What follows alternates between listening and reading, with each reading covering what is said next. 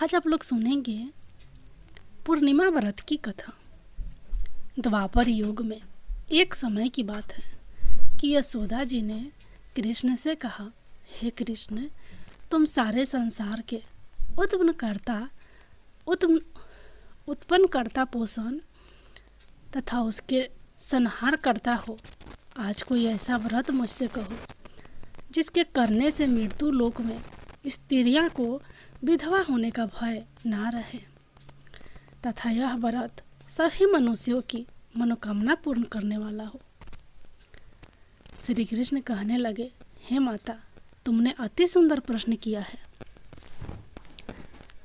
मैं तुमसे ऐसे ही व्रत को सविस्तार कहता हूँ। सौभाग्य की प्राप्ति के लिए स्त्रियों को 32 पूर्णिमाओं का व्रत करना चाहिए। इस व्रत को करने से स्त्रियों को सौभाग्य संपत्ति मिलती है। यह व्रत अचल सौभाग्य को देने वाला और भगवान शंकर के प्रति मनुष्य मात्र की भक्ति को बढ़ाने वाला है। यशोदा जी कहने लगी, हे कृष्ण, सर्वप्रथम इस व्रत को मृत्यु लोक में किसने किया था, इसके विषय विस्तार पूर्वक मुझसे कहो। श्री कृष्ण जी कहने लगे कि इस भूमंडल पर एक अत्यंत प्रसिद्ध राजा चंद्रहास से पालित अनेक प्रकार के रत्नों से परिपूर्ण कातिका नाम की एक नगरी थी। वहाँ धनेश्वर नाम का एक ब्राह्मण था और इसकी स्त्री अति सुशील रूपवती थी। दोनों ही उस नगरी में बड़े प्रेम से साथ रहते थे। घर में धन धान्य आदि की कोई कमी नहीं थी।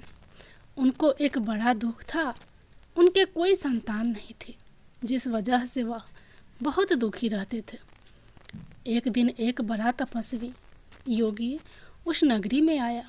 वह योगी बाकी सभी घरों से भिक्षा मांगकर भोजन किया करता था, लेकिन उस ब्राह्मण के घर से भिक्षा नहीं मांगा करता था। एक दिन योगी गंगा किनारे भिक्षा मांगकर प्रेम पूर्वक खा रहा था कि धनेश्वर ने योगी को यह सब करते देख लिया। सब कार्य किसी प्रकार से देख लिया। अपनी भिक्षा अनादर से दुखी होकर धनेश्वर योगी से बोले, और सभी घरों से भिक्षा लेते हैं, परंतु मेरे घर की भिक्षा कभी नहीं लेते हैं, इसका कारण क्या है? योगी कहने लगा कि आपके धर्म हमें इस बात की आज्ञा नहीं देता है, क्योंकि अभी आप गृहस्थ जीवन में एक सुख से वंचित हैं। आपके घर संतान होने पर मैं आपके घर से भी भिक्षा स्वीकार कर लूँगा। उन्होंने कहा कि जिसे संतान नहीं है उसके घर से भिक्षा लेने से मेरे भी पतित हो जाने का भय है। धनेश्वर यह सब बात सुनकर बहुत दुखी हुआ और हाथ जोड़कर योगी के पैरों पर गिर पड़ा तथा दुखी मन से कहने लगा कि आप मुझे संतान प्राप्ति के उपाय बताएं। आप सर्वज्ञ हैं, मुझ पर अवश्य ही यह कृपया कीजिए। धन की मेरे घर में कोई कमी नहीं है, लेकिन मैं संतान न होने के कारण अत्यंत दुखी हूँ। आप मेरे इस दुख का हरण कीजिए। यह सुनकर योगी कहने लगे, तुम चंडी की आराधना करो। घर पहुंचकर उन्होंने यह सारी बात अपनी पत्नी को बताई और खुद वन में चला गया।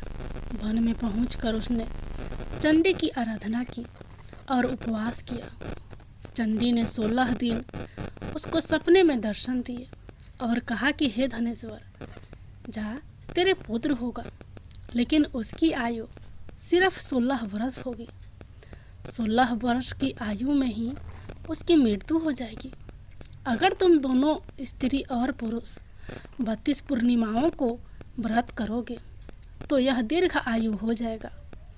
जितनी तुम्हारा सामर्थ्य हो उतने आँचे के दिए जलाकर शिव जी का पूजन करना, लेकिन पूर्णमासी 32 ही होनी चाहिए। सुबह होते ही तुम्हें इस स्थान के पास एक आम का पेड़ दिखाई देगा। उस पर चढ़कर एक फल तोड़कर अपने घर चले जाना। अपने स्त्री का इस बारे में बताना। सुबह स्नान होने के बाद वह स्वच्छ होकर शंकर जी का ध्यान करके उस फल को खा ले। तब शंकर भगवान की कृपा से उसको गर्भ हो जाएगा। जब ब्राह्मण सुबह उठा तो उसे उस स्थान पर आम का पेड़ दिखाई दिया और वह उससे फल तोड़ने के लिए चढ़ा, लेकिन वह पेड़ पर नहीं चढ़ पा रहा था। यह देखकर उसे बड़ी चिंता हुई। उसने भगवान गणेश की उपासना की और कहा कि हे दयानिधे, अपने भक्तों के विघ्नों को नाश करके उनके मंगल कार्य को करने वाले, दुष्ट का नाश करने वाले, रिद्धि सिद्धि देने वाले, आप मुझे इतना बल दे कि मैं अपनी मनोकामना पूरी कर सकूं। इसके बाद वह पेड़ से फल तोड़कर अपनी पत्नी के पास पहुंचा। उसकी पत्नी ने अपने पति के कहे अनुसार इस फल को खा लिया और वह गर्भवती हो गई। देवी की कृपा से उसे बहुत सुंदर पुत्र पैदा हुआ। उसका नाम उन्होंने देवीदास रखा। माता पिता के हर्ष और शोक के साथ वह बाल बढ़ने लगा।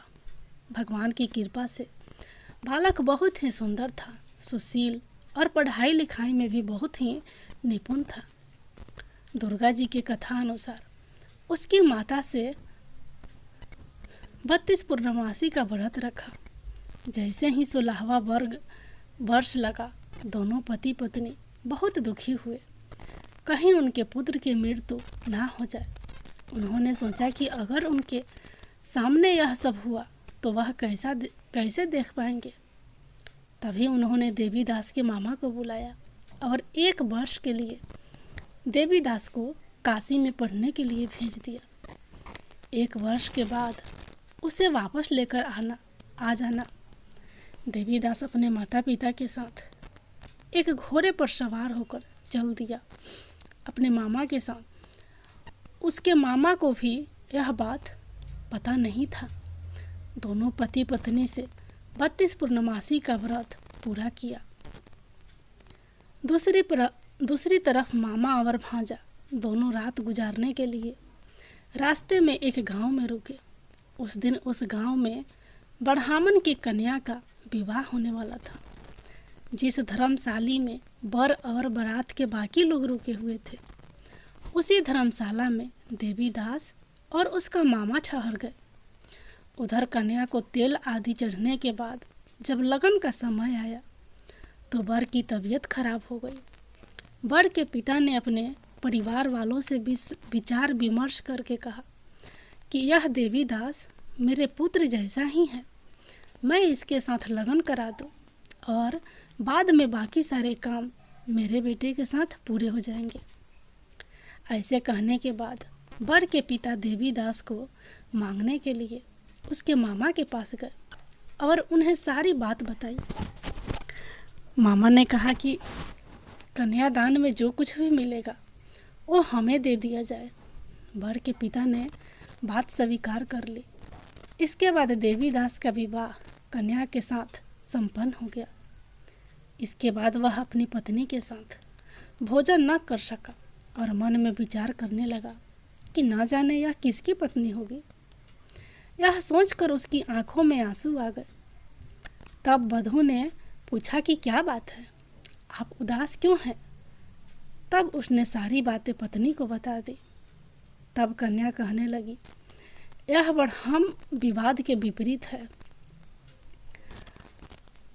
आप ही मेरे पति हैं, मैं आपकी पत्नी रहूंगी, किसी अन्य की कभी नहीं।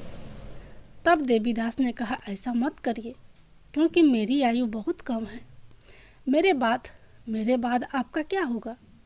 लेकिन उसकी पत्नी नहीं मानी और बोली, स्वामी आप भोजन कीजिए। दोनों रात में सोने के लिए चले गए। सुबह देवीदास ने पत्नी को 4 नगों से जड़ी एक अंगूठी दी और एक रुमाल दिया और बोला है कि हे प्रिय, इसे लो और संकेत समझकर स्थिर चित हो जाओ। मेरे मरण और जीवन जानने के लिए एक पुष्प वाटिका बना लो, उसमें सुगंधि वाली एक नव मालिका लगा लो, उसको प्रतिदिन जल से सींचा करो और आनंद के साथ खेलो कूदो। जिस समय और जिस दिन मेरा प्रांत होगा, उस दिन यह फूल सूख जाएंगे। जब यह फिर से हरे हो जाए तो जान लेना मैं जीवित हूँ। यह समझ कर वह वहाँ से चला गया।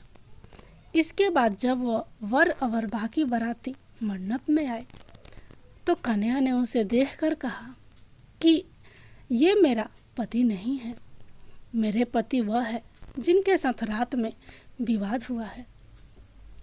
हुआ है। इसके साथ मेरा विवाह नहीं हुआ है।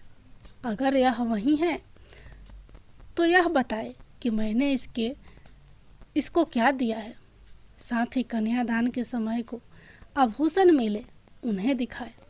कन्या की ये सारी बातें सुनकर वह कहने लगा कि मैं यह सब नहीं जानता। इसके बाद सारी बारात भी अपमानित होकर लौट गई। भगवान कृष्ण बोले, हे माता, इस प्रकार देवीदास काशी चला गया। कुछ समय जब बीत गया तो एक सर्प उसको डसने के लिए आया, लेकिन वह उसको नहीं काट पाया क्योंकि उसकी माता ने पहले ही 32 पूर्णिमा का व्रत कर लिए थे। इसके बाद खुद काल वहाँ पहुँचा। भगवान की कृपा से तभी वहाँ माता पार्वती और भगवान गणेश आ गए। देवीदास को मूर्छित दशा में देखकर माता पार्वती ने भगवान शिव से प्रार्थना की कि महाराज, इस बालक की माता ने पहले ही 32 पूर्णिमा के व्रत कर लिए हैं, आप इसको प्राण दे। भगवान शिव ने माता पार्वती के कहने पर उसे प्राण दे दिया। उधर उसकी पत्नी उसके काल की प्रतीक्षा कर रही थी। उसकी पत्नी ने जाकर देखा कि पुष्प और पत्र दोनों ही नहीं है, तो उसको बहुत आश्चर्य हुआ। और जब उसने देखा कि पुष्प वाटिका फिर से हरी हो गई तो वह समझ गई कि उसका पति जिंदा हो गया है। इसके बाद वह बहुत ही प्रसन्न होकर अपने पिता से कहने लगी कि मेरे पति जीवित हैं, उनको ढूंढिए। जब 16वां वर्ष व्यतीत हो गया तो देवीदास भी अपने मामा के साथ काशी चल दिया। इधर उसकी पत्नी के परिवार वाले उन्हें ढूंढने के लिए जा ही रहे थे कि उन्होंने देखा कि देवीदास और उसका मामा उधर ही आ रहे थे। उसको देखकर उनके ससुर बहुत प्रसन्न हुए और उसे अपने घर ले आए। वहाँ सारा वगर इकट्ठा हो गया और कन्या ने भी उसे पहचान लिया। देवीदास ने इसके बाद अपनी पत्नी और मामा को लेकर वहाँ से चल दिया। उसके ससुर ने भी उसे बहुत धन दहेज दिया। जब वह अपने घर की तरफ चल रहा था तो उसके माता पिता को लोगों ने खबर कर दी कि तुम्हारा पुत्र देवीदास अपनी पत्नी और मामा के साथ आ रहा है। ऐसा समाचार सुनकर पहले तो उन्हें विश्वास नहीं हुआ, लेकिन जब देवीदास आया और उसने अपने माता पिता के पैर छुए तो देवीदास के माता पिता ने उनका माथा चूमा और दोनों को अपने सीने से लगा लिया। दोनों के आने की खुशी में धनेश्वर ने बहुत दान दक्षिणा ब्राह्मणों को दी। श्री कृष्ण जी कहने लगे कि इस तरह धनेश्वर को 32 पूर्णिमाओं को व्रत के प्रभाव से संतान प्राप्त हुई। जो स्त्रियां इस व्रत को करती है वह जन्म जन्मांतरों तक वैधव्य का दुख नहीं भोगती और सदैव सौभाग्यवती रहती है। यह मेरा वचन है। यह व्रत संतान देने वाला और सभी मनोकामनाओं को पूरा करने वाला है। जय भोलेनाथ, जय माता पार्वती।